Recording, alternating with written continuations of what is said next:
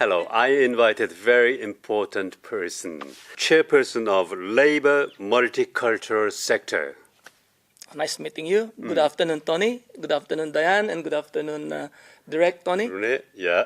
Thank you so much for having me here. You're from Wellington or Auckland? No, I'm from Auckland. Oh, I live in on the shore, actually, Mairangi Bay. Yeah. Okay. You are originated from Philippines. Yes, When was it? I came here from the Philippines in 2006 originally, Oh, yeah. then came back to migrate in 2007. Yeah. Do you have any special reason be here? Yes, actually, because we were actively looking for a place to migrate to, and just happened that we found New Zealand. This is a very, very lovely place to be in, very lovely people, and it's just like we came here and we said, "Oh, this is the place for us." Oh, yeah. Yeah. Same reason. Same reason for you. Yeah. You have very good relations with Filipino Labor Network. Yes, actually, I convened the Filipino Labor Network in 2016 because there's a reason for that. I found out that many migrants, including Filipinos, during the first, say, 7 to 10 years of their stay in a country, like for example in New Zealand, we look more towards the place where we came from. We are more politically aware, in my case then, politically aware of what was happening in the Philippines, but not that politically aware of what was happening in New Zealand. So the Filipino Labor Network was created to let Filipinos specifically know what is happening in New Zealand, because what is important is whatever is happening in New Zealand is going to affect the way we live in New Zealand. Yeah. Could you tell me the population of Filipinos live in New Zealand? The last census was something, not in the 2013 census. It was recorded as about 50,000 Filipinos throughout New Zealand. 50,000. Yes, so from 2013, 14, 15, 16, 17, 18, 19, that's 6 years ago. I have not seen the new census, but I think that 50,000 would have now increased to maybe 55,000 or even more in New Zealand. Maybe more than that. Maybe more, yeah. Yeah, and Filipino communities are pretty big and very good activities. Yes, there. yes, yes. And the spread is also quite wide. Yeah. Because we, from say the highly professional ones to the mid ones to people who are working on the ground, people who are really helping out with their strength and with their very much diverse. I know that you formed a Filipino branch of Labor Party. Yes, I did. This was it was in October 30 of 2016 when we formed the party, the branch of the party. Oh, yeah. And you are doing something for the Philippines? We were doing, we were just providing a platform for Filipinos to exercise their democratic rights, and if they have aspirations to, say, run for office in New Zealand, we were trying to provide that. Actually, in the past, since 2016, there have been a couple of Filipinos who ran in local elections, and at least I ran under the Labor Party in 2017 in the national election. So the outcome is quite good, and we continue to invite under the Filipino Labor Network and the Filipino branch, Filipinos to actively participate. But that's not where it ends, because we are also sending the same message to other groups, other ethnic communities, other members of the multicultural sector to be part of the democratic process in New Zealand, because we chose to live here. There is something that we love in this place. And if we do not do something about that, it will be taken away from us. So we do need to think about that, and we need to participate. Otherwise, it won't be good for us. Yeah. Actually, you are helping very much for the immigrant communities. Yes, there are three ways that we are helping in the migrant communities. The first one is depending on, it's very much dependent on where they are in the migration process. There would be those who I consider the new migrants who have been here, say, for the last 2, 3, or even up to 5 years. And on the other end of the scale, there would be those who would have been here for more than 10 years or longer. So the needs of these different types of groups would be different. And we do look at specific needs. In the case of those who have been here for, say, 7 years or longer, they are now focusing on acquiring homes. They are looking at how superannuation is going to help them. They are looking at different aspects of investing what they need when they grow old in New Zealand. In contrast, again, you will find new arrivals, newer migrants, who are still struggling in terms of their work visas, struggling in terms of finding a job that will allow them to become residents. So these are very, very real situations in all those circumstances. I've seen the articles quite recently that many immigrants fear discrimination. What do you think about that? Yes, if there's one thing that is that would characterize, I would say, most of the migrants that come here. Yeah. One is not really understanding the laws of this land. And therefore, what we bring with us, or what they bring with them, is an understanding of the law according to where they come from, not according to New Zealand. And because of that, there are assumptions that they make. And sometimes, when they are confronted with the laws in New Zealand, they become fearful. And sometimes they don't talk about it. It's like when you go to a new country, you sometimes feel that if you say something and it's a criticism of that country, you are not really sure where you stand. And this is also something that we feel as new migrants in the country. It's good if the country is creating an environment that allows people to speak. And in many ways, New Zealand wants to do that. But in many ways as well, I think that message is not being delivered to the different communities. Cultural differences. Yes, as cultural well. differences would be one of them. Some would say that if you call a meeting, this is very, very common. Here, if you call a meeting, people will come. This is the Kiwi way of getting information. But in the different communities, you call for a meeting and nobody comes. Right? Yeah. And there are also different dynamics in there. Yeah. As long as I know, Auckland is the most multicultural city in the world. Yeah. Yeah, but unfortunately, I think not that many activities or cultural things for the immigrants. Yeah. That is a very, very astute observation, actually, because it's true that, let me put it this way. A lot of the activities that I've attended, not only Filipino ones, say majority of them, maybe even up to 80% or 90%, are all inward looking. Yeah. For example, events hosted by Filipinos for Filipinos, or hosted by Koreans for Koreans. Just for Koreans. Yes.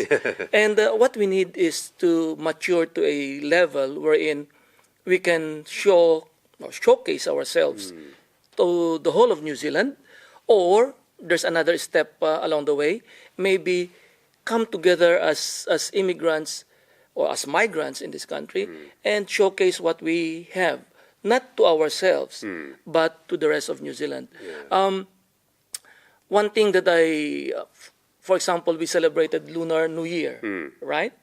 I know that you celebrate Lunar New Year. I know the Chinese celebrate Lunar New Year. The Japanese do that. Most Asian countries do that. But when you look at celebrations, the only one that I saw that was big enough to warrant being seen or being noticed by the public is the celebration at the ASB showground, and that was celebrated by the Chinese community. What I would like to see at some point is Lunar New Year being celebrated by the different communities that really do celebrate Lunar New Year. Quite recently, we call Lunar New Year, but previously Chinese New Year. I think that's not very good. Yes. Politically correct term, I would say, would be Lunar New Year. Yes. And in different communities, they would then say Chinese New Year, Korean New Year, Japanese New Year, or whatever type of New Year they'd call it. But that's just the way people would call it. Yeah. Pacifica Festival Yep. is very big event. Once a year. Yeah. Yeah. Every Pacific Islander is coming with Kiwis. That kind of events is very good for the immigrants as well. Yeah. Tony, if you can organize something that even half that big, Oh yeah. that involves all the migrant communities, then that will be very, very good. Actually, in April, I think first week of April, the Auckland Council is hosting a Migrants Day, if I'm not mistaken. Yeah. And I think you're part of that celebration at Mount Roskill. Is it Mount Roskill or yeah? I don't I'll have. confirm it. Yeah, I can't remember the dates specifically, but this might be an opportune time for the different migrant communities to come together and showcase what we have. You're a chairperson of labor multicultural sector. What's your main job? As chairman, it's a role that is not a paid role, so I don't get any money out of it. Okay. I don't get any funding for it. But what we're doing is very much voluntary in nature. So the sector, the multicultural sector, is just one of the several sectors that is in the party. We have, for example, the rainbow sector, which is for the LGBTQ community. Then we've got the youth sector for the younger people. Then we've got a sector for the older people. We've got the Pacifica sector, the Maori sector, and of course the multicultural sector. There's also a women's sector, by the way. So being chairman of this sector means that we have to look at the way policies in New Zealand are impacting the migrant communities. Let me tell you something. Recently, I tried to apply for immigration advisorship course, and I was told to take IELTS. This is despite the fact that I have already taken my MBA in New Zealand, Waikato University. This is despite the fact that I've worked as a reporter with Fairfax Media for many years, and this is despite the fact that I was editor of 2 New Zealand magazines. They still required me to take IELTS. And the reason for it is, according to them, the policy requires it. Now, the question is this. That certain policy has a negative impact on people like me who came from a country that they consider a not English-speaking country. But the thing here is this. I am now a citizen of this country. Why is that policy stopping me and other migrants, say for example you, if you want to take immigration course as well, why is this policy stopping the citizens of New Zealand from aspiring and moving forward? I think that policy is wrong. And these are the things that we would like to look at in the sector, because it really does impact. You don't want yourself or maybe your brother, your sister, or maybe your son who migrated in here not to be able to aspire for something and be stopped because of a policy. In particular, that IELTS policy that is being applied. So that's just one of them. There are other policies that maybe the intentions are good. Maybe the intention is to address a problem. But once it's implemented, it has or it creates a negative impact on the migrant communities.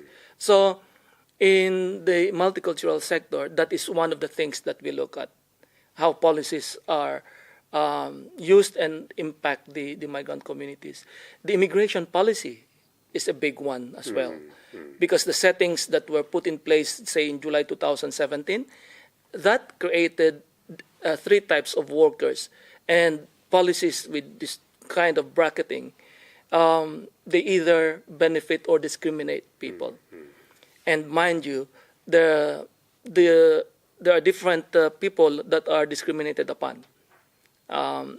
This one, if you want to, I can talk deeper, because there really are implications. Like, for example, in that July 2017 policy, which was announced 2 months before the election in 2017, it created three types of workers: the highly paid workers, the middle paid workers, and the low paid workers. And they are called high skilled, mid skilled, and low skilled. Now, with such bracketing, for example, concepts that are real and aspirational for us, like how we look at families. Okay, we say that New Zealand is pro-families, but when you look at that pro-family and you filter that through this policy says that for those on the high skilled category, they can bring their spouse and their children. Those in the mid, they can only bring their spouse, and those in the low, they cannot bring their spouse nor their children. So the message that I'm seeing here, that I'm getting here, is family is important to those who are high skilled, but family is not important to low skilled. That's not the way New Zealand thinks. So when you look at it in particular, we have here at the low skill level people that work in the farm. Are we saying that dairy farm workers are, for them, their family is not important?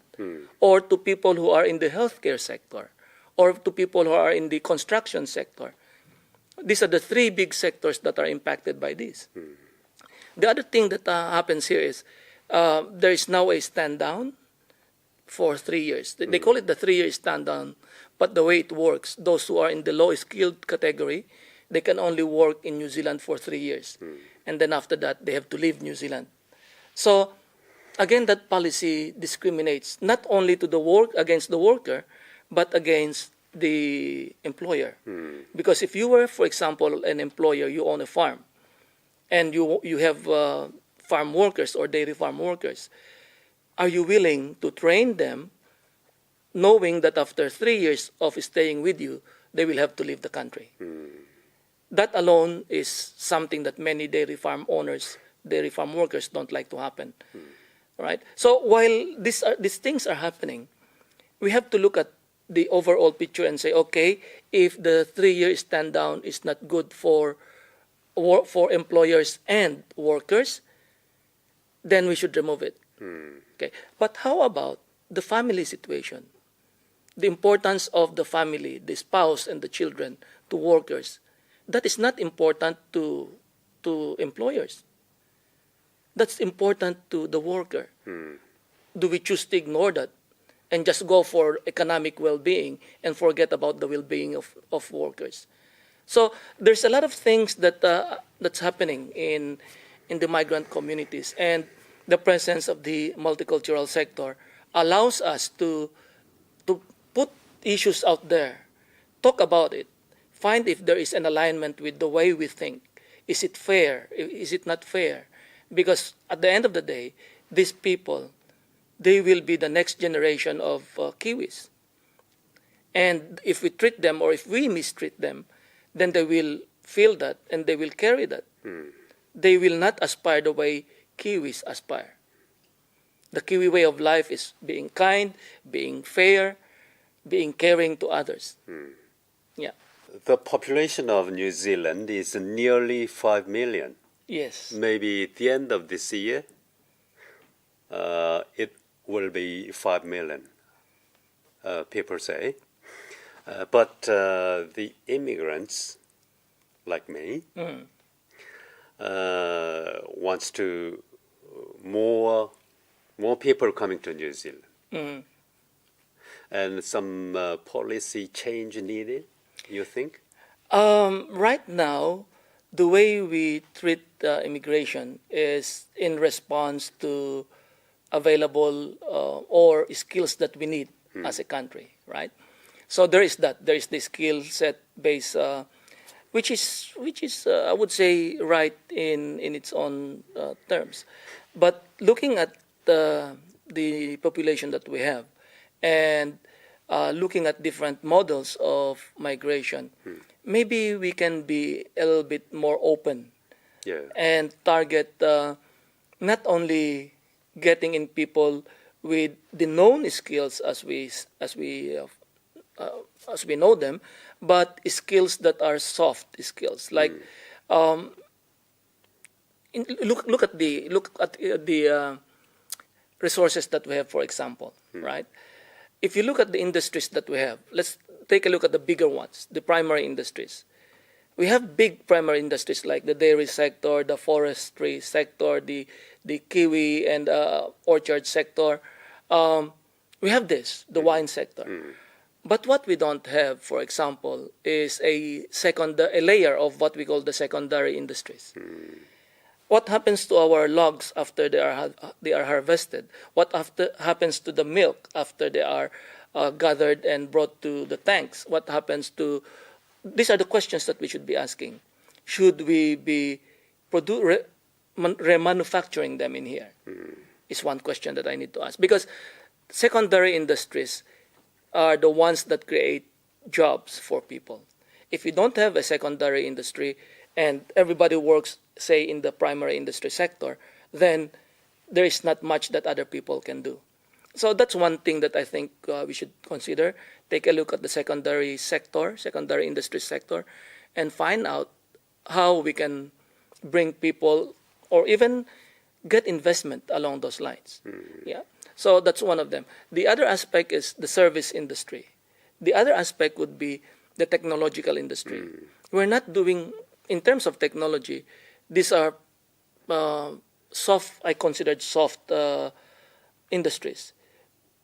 Primarily because you think about them first before you launch them. And you don't need much in terms of resources to do them. That is something that we need to encourage as well. There was this aspiration to build an IT hub in Otago, Dunedin, right? That would be something. If we can create a space there for IT and welcome the best IT minds in there, then maybe that's another sector or another industry that we can build. So, yes, there's a lot of things that we can do in terms of immigration. There are existing needs that we have, but at the same time, I think we need to think more about how we can make our country productive. Yeah, because at the end of the day, New Zealand has to be very, very productive, so that it will be able to sustain its people. The last question for today. I think there are many ethnic communities, and they can sponsor by a certain organization or etc. But not many ethnic communities apply for the sponsor. What do you think about that? Sorry. Foundation North or something like that. Oh, right. Yeah. Okay. Yes, one of the hats that I wear is as trustee of Foundation North. And Foundation North has up to $1.4 billion of assets. Yeah.